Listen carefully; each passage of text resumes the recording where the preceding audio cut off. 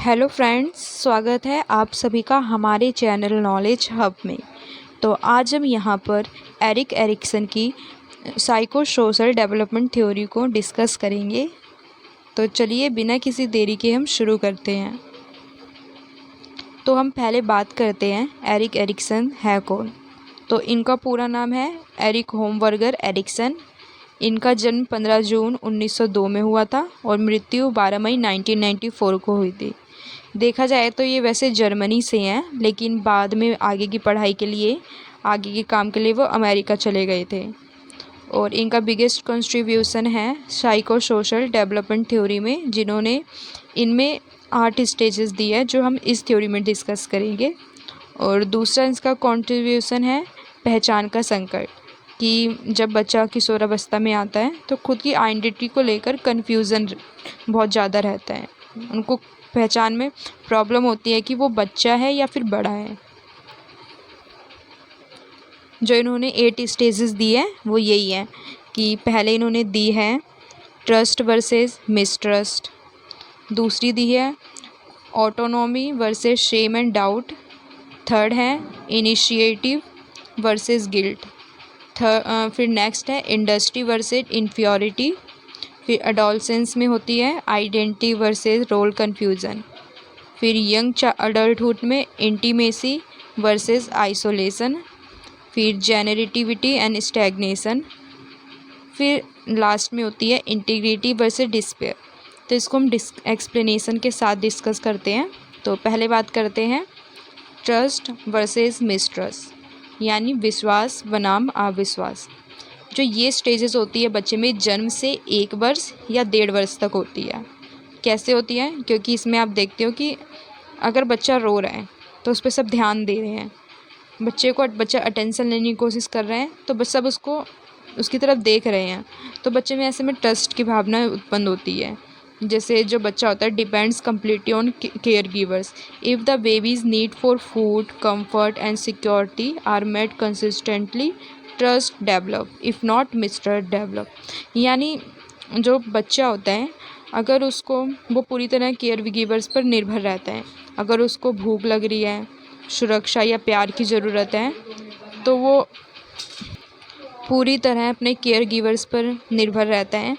तो अगर care givers उसको अटेंशन देता है उस टाइम, तो बच्चे में ट्रस्ट की भावना विकसित होती है। अगर केयर गिवर्स नहीं देता है, इसको इग्नोर करता है, तो ऐसे में बच्चे में मिसट्रस्ट की भावना उत्पन्न होती है, जिसमें पॉजिटिव वर्च्यू होता है होप, यानी आशा। तो एग्ज़ाम्पल मैंने इधर दे रखा है कि बच्चा रोने पर उसे गोद में लेता है, तो ऐसे में बच्चे में ट्रस्ट की भावना उत्पन्न होती है।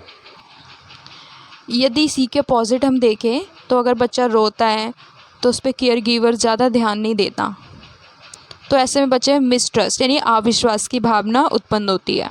तो इस वाली स्टेज में बस इतना ही है। फिर नेक्स्ट स्टेज होती है हमारी autonomy versus Shem and doubt, की स्वायत्ता वर्सेस शर्म और संदेह की भावना उत्पन्न होती है। कैसे? पहले बात करते हैं स्टेज होती कितने कहाँ तक है, किस आयु तक होती है। तो ये 18 महीने से 3 वर्ष तक की होती है, कि children begins to do things independently, encouragement develops autonomy while criticism and over control create shame and doubt.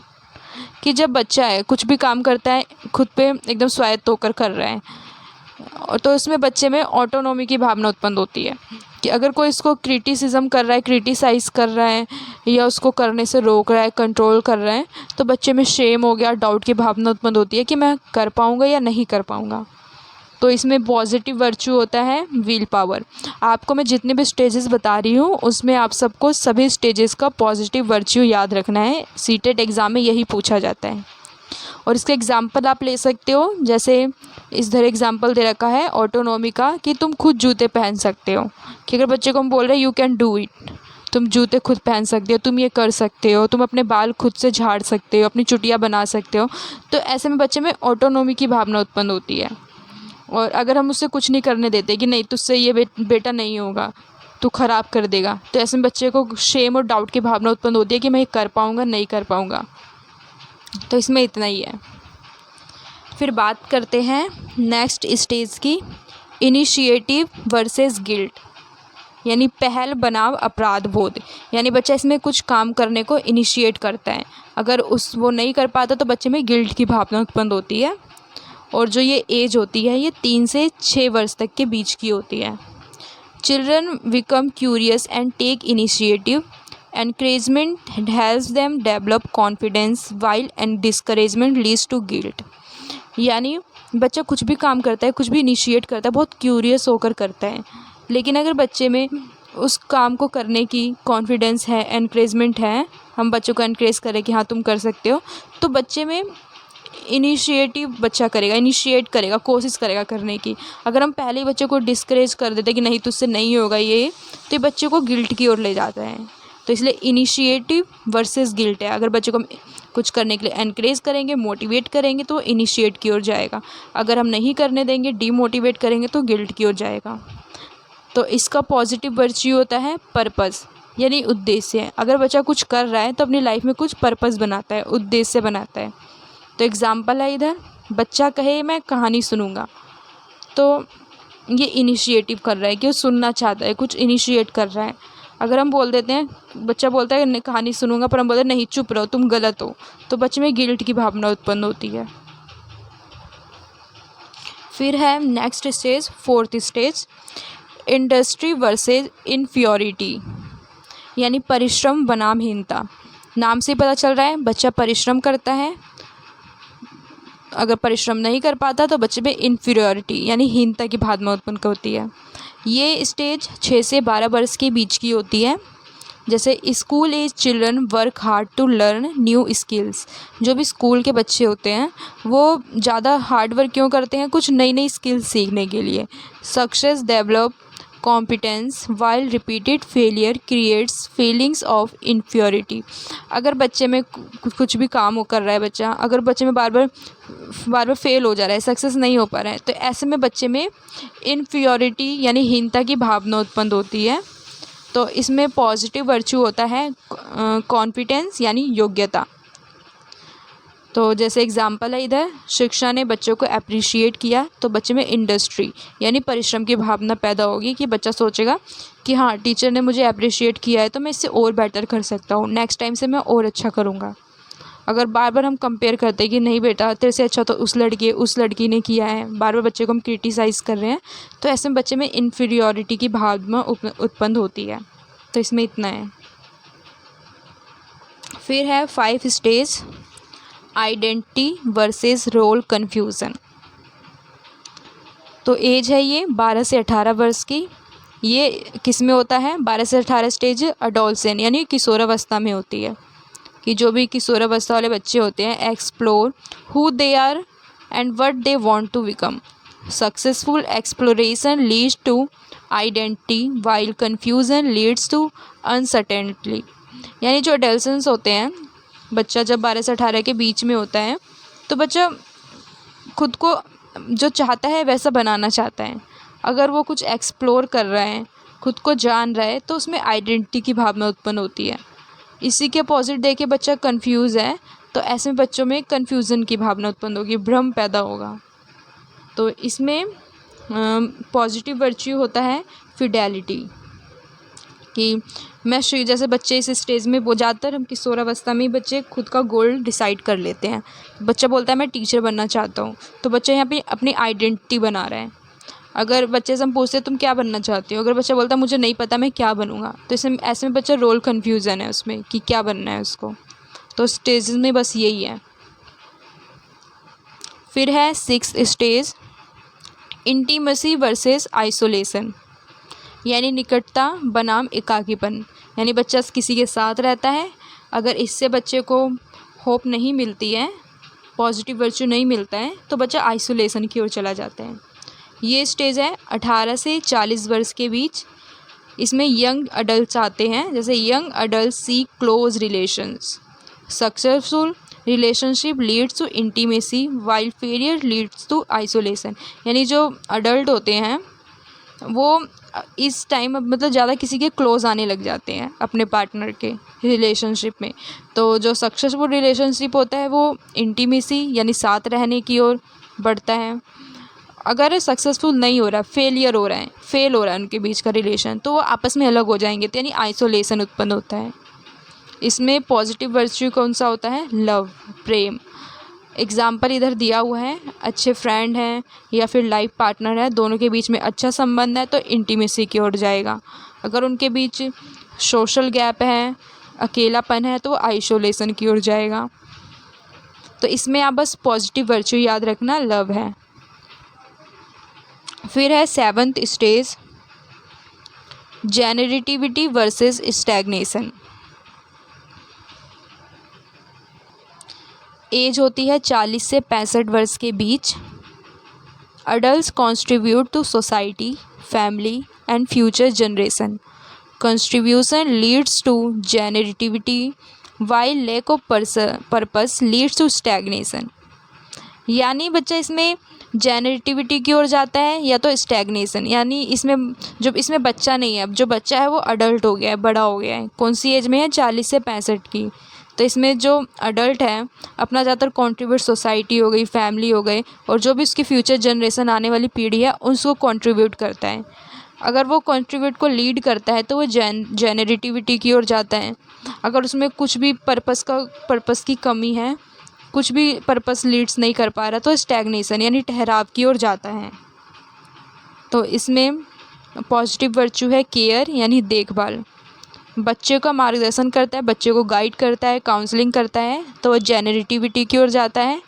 अगर वह केवल स्वयं के बारे में सोचते हैं कि मैं ऐसा नहीं कर पाऊँगा, या फैमिली को गाइड नहीं करता, फ्यूचर जनरेशन को नहीं ज़्यादा इम्पोर्टेंस देता, तो स्टैग्नेशन की ओर जाता है। फिर है इंटीग्रिटी वर्सेस डिस्पेयर, यानी अखंडता बनाम निराशा। ये सबसे लास्ट स्टेज होती है। जैसे पहले बात करते हैं ये इसकी एज कितनी है, इसमें कौन सी एज वाले आते हैं। जितने भी 65 वर्ष या उससे अबव यानी उससे आगे किस एज में आ गए, वो सब इंटीग्रिटी वर्सेस डिस्पेयर में आते हैं। यानी जो भी ज़्यादा बूढ़े हो जाते हैं वो आते हैं ओल्डर अडल्ट्स, वृद्धावस्था बोलते हैं इसमें। Older adults reflect on their lifes satisfaction brings integrity while regret leads to despair. यानी इसमें जो इंसान है अपने सारे कामों से फ्री हो जाता है, इसने अपनी लाइफ में जो किया नहीं किया उसको रिफ्लेक्ट करता है। अगर वो सेटिस्फाई हो रहा है अपनी लाइफ से कि मैंने अपनी लाइफ में अच्छा किया है, तो वो इंटीग्रिटी की ओर जाता है। अगर सेटिस्फाई नहीं होता, रिग्रेट होता है उसको हर चीज़ से, तो डिस्पेयर यानी निराशा की ओर जाता है। इसमें पॉजिटिव वर्च्यू है विजडम यानी बुद्धिमता। एग्जाम्पल, मैंने अच्छा जीवन जिया, तो वो इंटीग्रिटी की ओर जाएगा। अगर इसमें सोचता है वो इंसान यानी वृद्ध व्यक्ति, काश मैं कुछ और किया होता, ऐसा मुझे नहीं करना चाहिए, तो डिस्पेयर की ओर जाएगा कि वो कुछ और चाहता है, तो उसमें निराशा होगी। अगर अपनी लाइफ से सेटिस्फाई है तो उसके अंदर इंटीग्रिटी आएगी। तो इसको मैं आपको एक ट्रिक बताती हूँ जो आप याद रख सकते हो। सारे स्टेजेस को आपको एकदम लाइन टू सीक्वेंस में याद करना है। जैसे टाई 4G, ये इसके ट्रिक हैं। जैसे एक टाई से ट्रस्ट याद रख लेना, ए से एंटोनोमी ऑटोनोमी, और आई से इनिशिएट।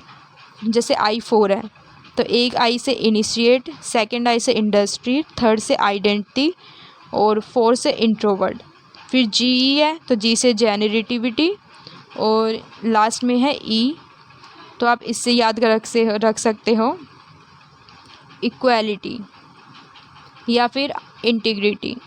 क्योंकि इन्हीं सब जो स्टेजेस होते हैं इनके नाम आगे पीछे थोड़े चेंज हो जाते हैं पर इनका मतलब सेम होता है। तो आप एकदम कीवर्ड्स थोड़ा देख लेना, इंग्लिश में ज़्यादा देखना आप।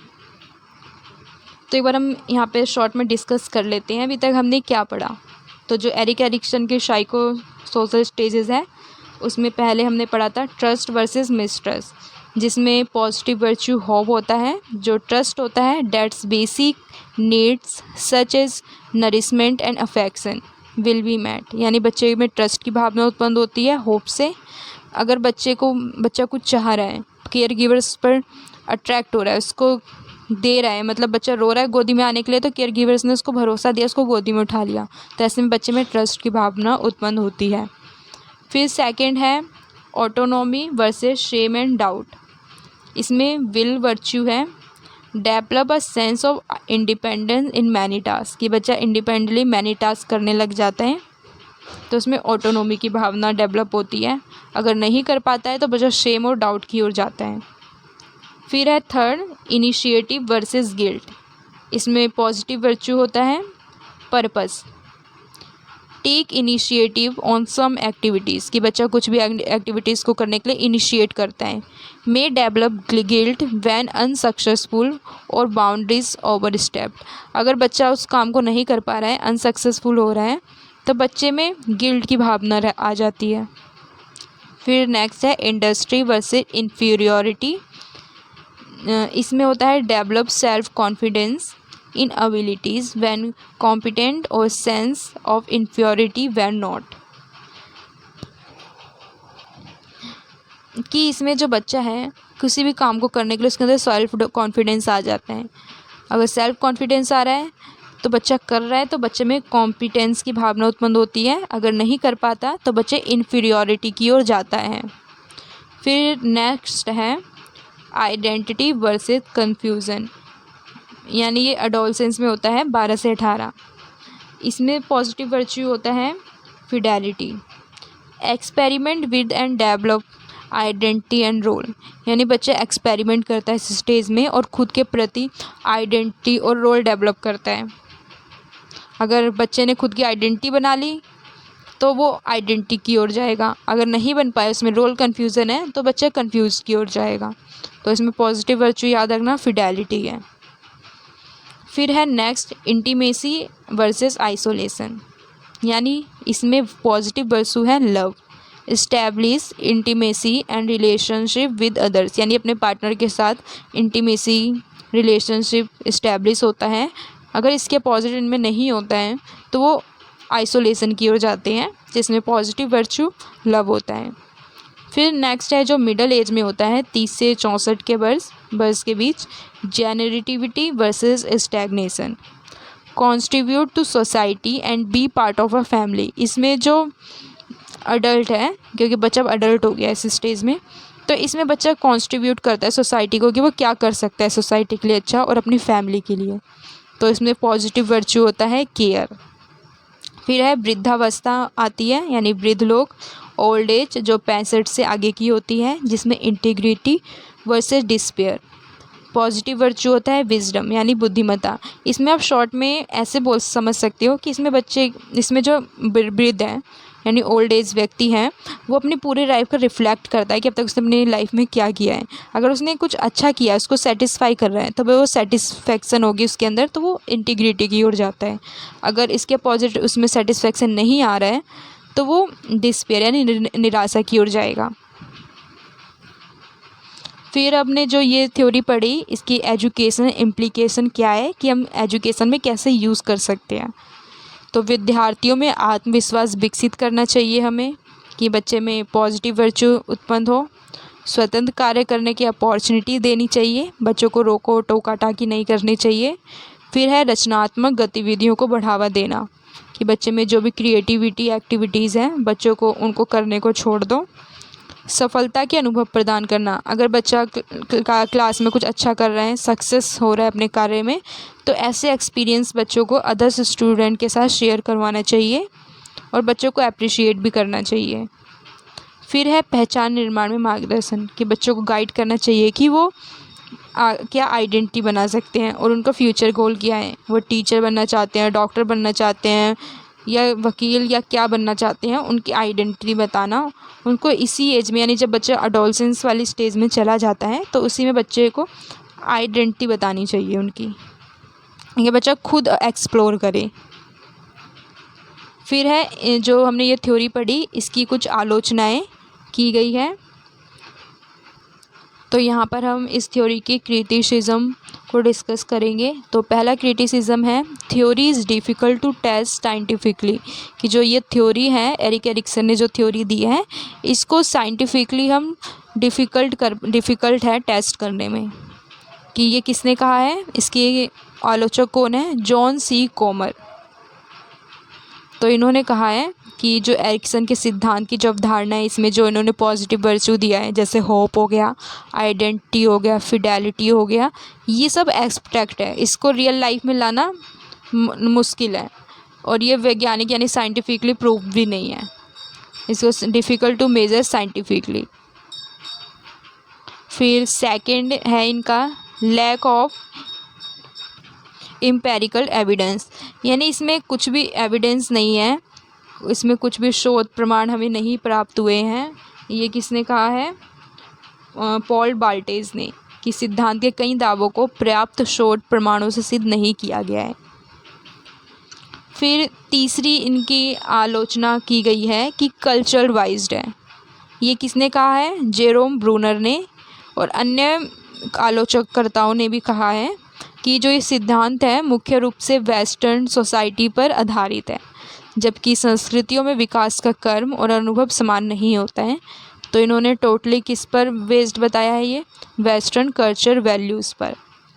और फोर्थ इनकी आलोचना की गई है फिक्स्ड स्टेज सीक्वेंस, कि इन्होंने अपनी जो स्टेजेस है एकदम फिक्स्ड बताई है कि ये सीक्वेंस में चल रहा है। और इसके आलोचक कौन है? हैविगस्ट। यानी एरिक्सन ने विकास को निश्चित कर्मों में बांटा है, कि जो भी कर्म है एक सीक्वेंस में चल रहे हैं, लेकिन रियल लाइफ में व्यक्तियों की जो गति होती है अलग अलग होती है, सब में इंडिविजुअल डिफरेंसेस होते हैं, तो ये उस रूप में पर्याप्त रूप से ठीक नहीं है। तो ये किसने कहा था? हैविगस्ट ने। फिर इनकी फिफ्थ आलोचना की गई है कि वेग एक्सप्लेनेशन ऑफ आइडेंटिटी फॉर्मेशन, कि जो ये थ्योरी है आइडेंटिटी की अवधारणा तो दी है, लेकिन इसमें क्लियरिटी नहीं है कि पहचान कैसे विकसित होती है किसी इंसान में। तो ये किसने कहा है? जेम्स मार्सिया ने, कि आइडेंटिटी स्टेटस थ्योरी देकर इन्होंने जो एरिक्सन की थ्योरी है इसको और ज़्यादा अच्छे से स्पष्ट किया है और इनकी आलोचना भी की है। फिर है जेंडर वाइज्ड, सिक्स्थ आलोचना है जेंडर वाइज्ड। इसको किसने कहा है?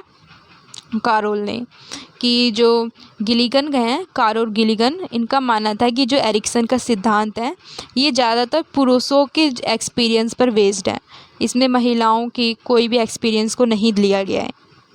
इसमें ज़्यादातर किसको महत्व दिया गया है? पुरुषों के एक्सपीरियंस को। तो इसीलिए इनकी इस थ्योरी को जेंडर बाइस कहकर आलोचना की गई है। तो एक बार हम यहाँ पे देख लेते हैं अभी तक हमने क्या पढ़ा, कि जो एरिक्सन की थ्योरी है उसके 8 स्टेजेस होते हैं। पहले बर्थ से होती है 1 वर्ष या 1.5 वर्ष तक, जिसमें ट्रस्ट वर्सेस मिसट्रस्ट की भावना उत्पन्न होती है, जिसमें यदि शिशु की ज़रूरतें समय पर पूरी होती है तो उसमें दुनिया के प्रति ट्रस्ट की भावना उत्पन्न होती है, जिसमें पॉजिटिव वर्च्यू होता है होप, आशा। एग्जाम्पल मैंने दे रखा है, रोने पर अगर बच्चा रो रहा है तो बच्चे को माँ ने गोद में ले लिया तो बच्चे में विश्वास की भावना उत्पन्न होती है। अगर नहीं लिया, बच्चे को इग्नोर कर दिया, तो बच्चे में मिसट्रस्ट की भावना उत्पन्न होती है। फिर सेकंड स्टेज है autonomy versus Shem and doubt, जो 3 वर्ष तक होती है। बच्चा स्वयं काम करना सीखता है, अधिक रोक टोक से बच्चे में शेम और डाउट होने लग जाता है। तो इसमें विल पावर होती है, वर्च्यू। और इसमें एग्जाम्पल है, बच्चों को खुद करने देते हैं तो बच्चों में ऑटोनॉमी की भावना उत्पन्न होती है। अगर हम बच्चों को रोका टाकी या डांटते हैं तो बच्चे में शेम एंड डाउट की भावना उत्पन्न होती है। फिर है 3 से 6 वर्ष की स्टेज, जो इनिशिएटिव वर्सेस गिल्ट है। बच्चा नई गतिविधियों में पहल करता है, प्रोत्साहन से पहल विकसित करता है, कि बच्चों को मोटिवेट कर रहे हैं तो बच्चा करेगा, इनिशिएट करेगा काम को लेकर। अगर नहीं करते हैं तो बच्चा गिल्ट की ओर जाता है।